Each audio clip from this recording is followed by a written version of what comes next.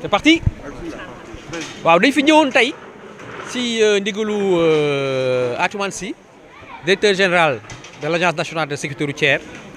pour participer si évaluation bi Laser International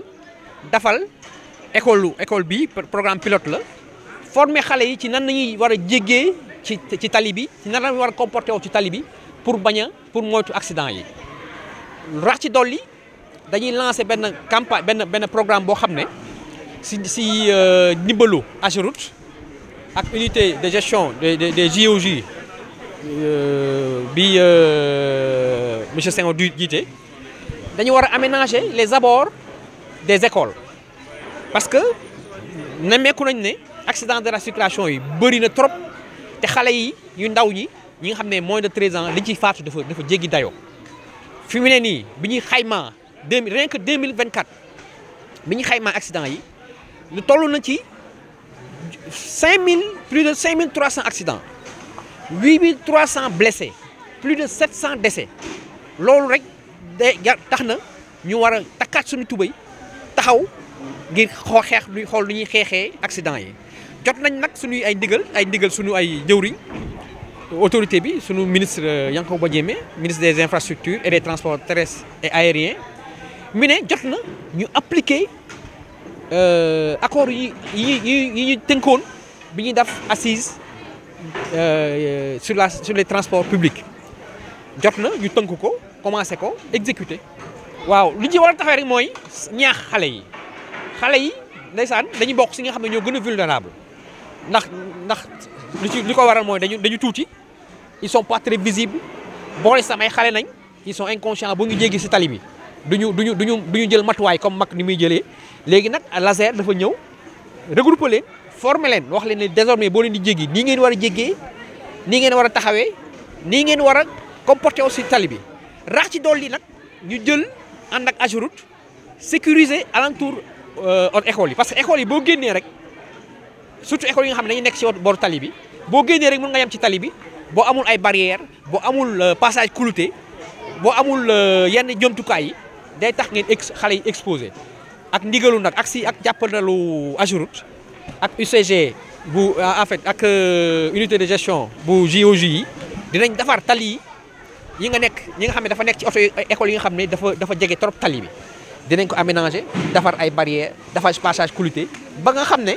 xale bu ñu fa jógee dinañ mën a bu ñu génnee seen école dinañ ñibbi si jàmm bu ñu ñëw tam di jàng si dinañ ñëw ci jàmm loolooy li Laser taxaw fas yéene def ak si jàppandalu AGEROUTE.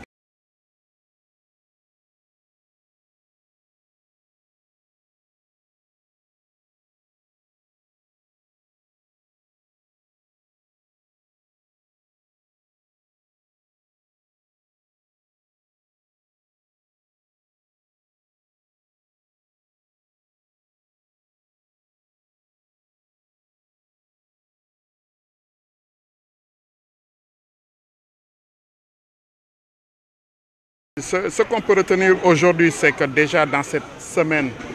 dédiée à la sécurité routière, l'AGEROUTE, en rapport avec nos partenaires, c'est-à-dire les entreprises qui exécutent les travaux, on a décidé quand même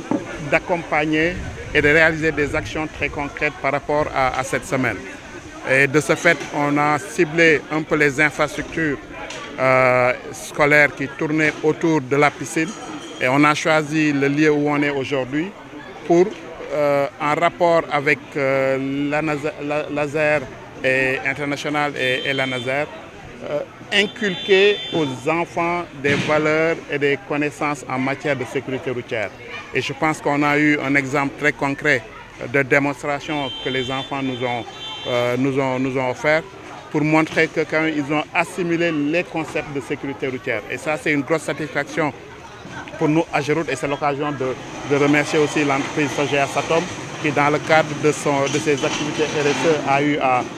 accompagner cette action. Mais au-delà de cette action de formation, on est allé beaucoup plus loin en équipant et en modernisant la salle informatique de l'école. Et comme je l'ai eu à le dire, par rapport au concept qui a été développé cette semaine dans le cadre de la semaine de sécurité routière, on va aller beaucoup plus loin. Aller beaucoup plus loin, c'est profiter des grands projets que l'AGEROUTE a dans le secteur pour aider à améliorer l'environnement direct de ces infrastructures. C'est ainsi que cette école qui est prise comme référence aujourd'hui va faire l'objet d'aménagement suivant l'étude qui a été faite pour quand même amener le niveau de sécurité autour de cette école à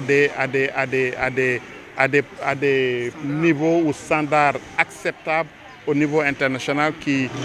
doivent être au minimum de 3. En faisant le marquage au sol, en reprenant la chaussée autour de ces écoles-là, en balisant les trottoirs afin que les enfants puissent quand même circuler tranquillement. Et donc, c'est des actions sur lesquelles l'AGEROUTE s'est engagée. On a bien entendu toutes les doléances de ces enfants-là qui nous ont vraiment lancé un gros défi. Et par rapport à ce défi-là, l'AGEROUTE s'engage à des routes beaucoup plus sûres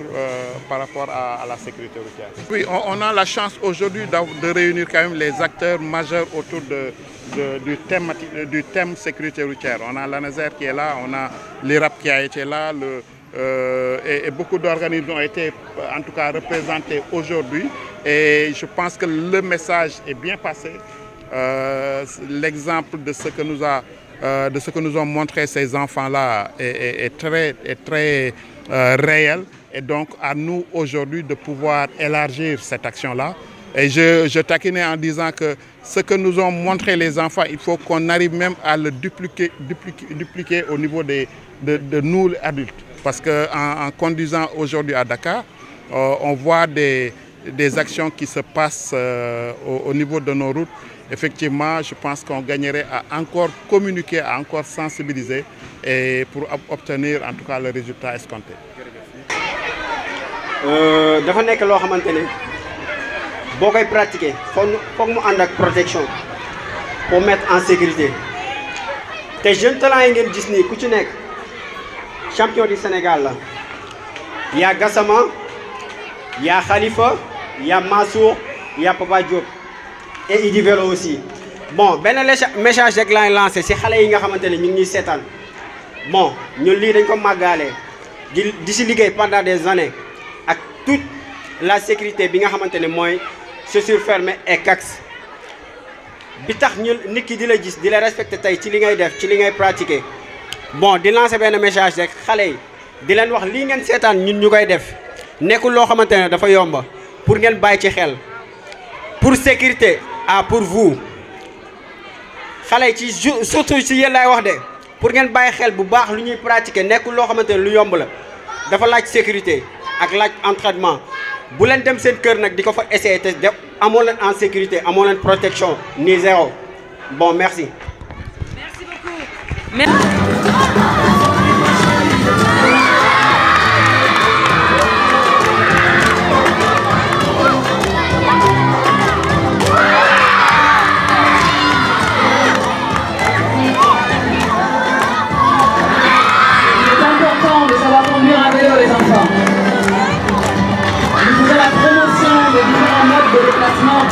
Des modes de déplacement doux, des modes de déplacement sains. Et nous faisons un plaidoyer également pour les pistes cyclables. Les pistes cyclables où nos enfants seront en toute sécurité.